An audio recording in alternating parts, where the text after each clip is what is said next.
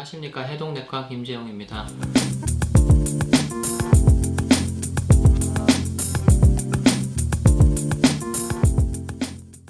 저희들이 항상 설명을 좀 충분하게 하려고 노력은 하지만 여러가지 시간관계 때문에 좀 불충분한 설명들이 있고, 거기에 대해서 환자분들이 불평을 좀 하셔서 이런 기회를 대해서 좀 더 상세하게 설명하고자 합니다. 혹시 그 유튜브를 보시고 댓글을 남겨주신다면 저희들이 거기에 대해서 성심성의껏 답변하도록 그렇게 하겠습니다.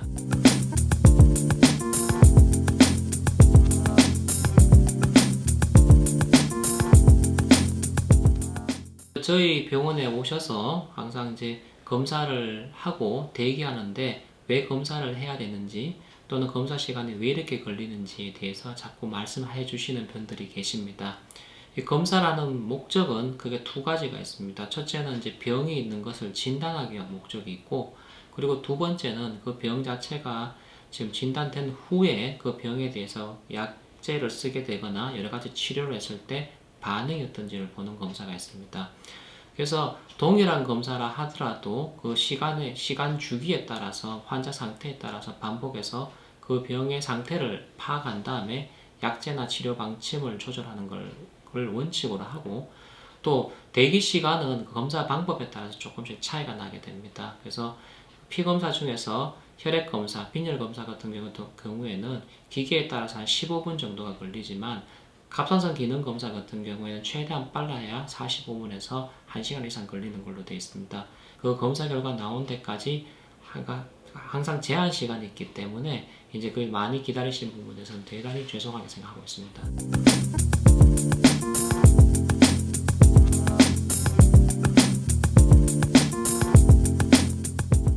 이러한 정확한 검사를 통하여 환자 상태를 정확하게 판단해야 향후 치료에 대해서 방침을 정확하게 결정할 수가 있고, 또 그리고 만일 방향이 정확한 치료를 하지 않게 되면 그 방향이 어긋나게 되고, 특히 만성질환 같은 경우에는 뒤에 가면 갈수록 그 차이가 심해지기 때문에 그 필요한 적절한 시간에 검사를 해서 약물의 용량이나 치료 방침을 빨리빨리 이제 바꿔주는 것이 필요하다고 생각됩니다.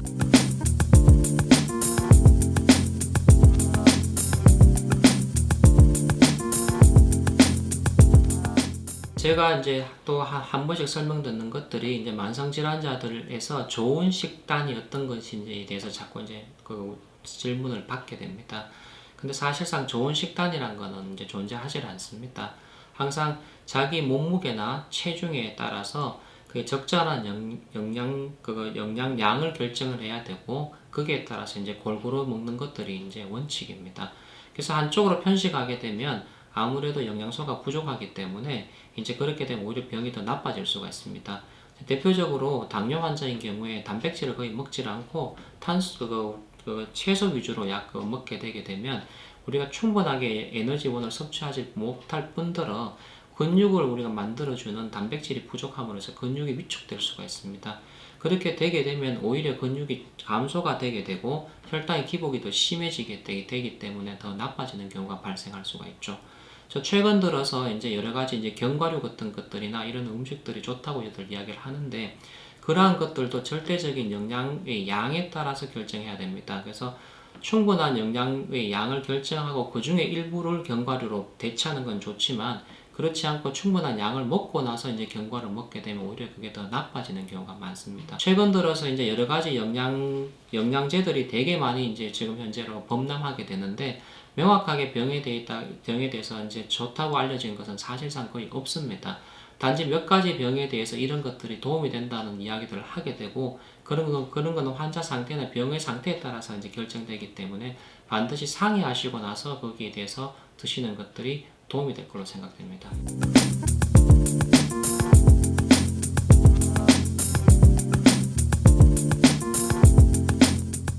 만성질환이라는 것은 이제 평생 같이 가져가는 이제 어떻게 보면 못된 친구입니다. 못된 친구라고 이야기 드리는 거는 잘 삐집니다. 그래서 보통 우리가 이제 만성질환이 처음에 있다 하더라도 그거 자체가 어느 정도 조절이 잘 안 돼도 초기에는 아무런 불편한 것들이 없게 됩니다.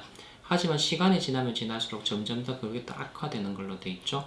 대표적으로 이제 우리가 당뇨나 혈압 고지혈증 같은 경우에는 관리를 그렇게 못하게 되면 혈관이 조금씩 이제 막혀 나가게 됩니다.